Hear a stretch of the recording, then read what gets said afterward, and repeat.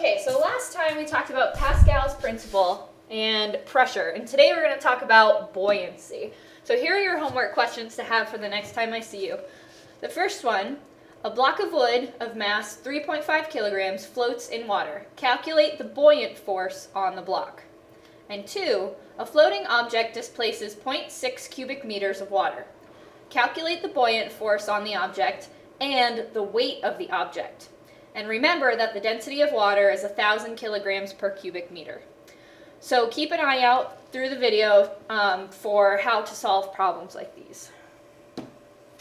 So buoyancy. We've all heard the term buoyancy, and it usually has to do with things floating.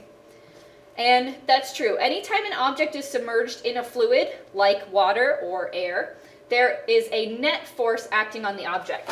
So we know that the pressure in a fluid comes from the column of the fluid above it. But there is also a net force underneath from the fluid that is underneath the object. So not only is this fluid pushing down on the object, it is also pushing up. And that upward force is what we call the buoyant force. And it turns out the buoyant force is equal to the weight of the displaced fluid. So remember, the weight of the fluid is going to be the mass of that fluid times 9.8.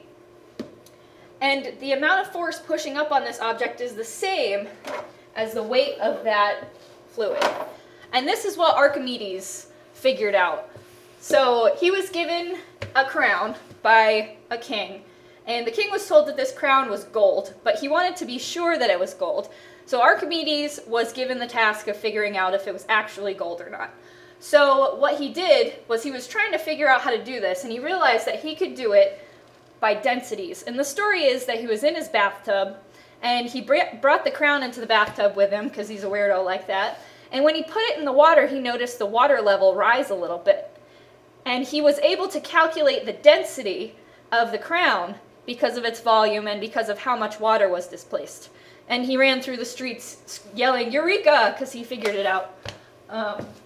So the net force on this object is the difference between the buoyant force, or the force upward from the fluid, and the gravitational force pulling down on it.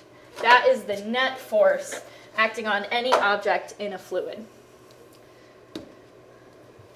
And if the object's density is less than that of water, there will be an upward force on it. And this will cause it to rise. This happens anytime you see something floating. So if there's a little rubber ducky floating in a bathtub, it's because the density of that rubber ducky with air in it is less than the density of water. And so the buoyant force, when it's underwater, is going to be greater than the weight of that duck. And eventually it will float to the top until the buoyant force and the weight of the object are equal. So anytime something's floating, that means the buoyant force pushing up and the weight pulling down are equal. They are balanced. Anytime you have an object floating, the fraction of the floating object that is submerged is given by the ratio of the object's density to the fluid's density. So what the heck does that mean? Well, in order for an object to float, it needs to be less dense than water. But if you have something that is a lot less dense than water, the fraction of it that will be submerged is going to be very, very small. And if you have something that's really, really close to the density of water, let's say it's 995 kilograms per cubic meter, that is going to be submerged quite a bit more. That ratio will be much, much higher. And this is the reason that hot air balloons and helium balloons rise in air.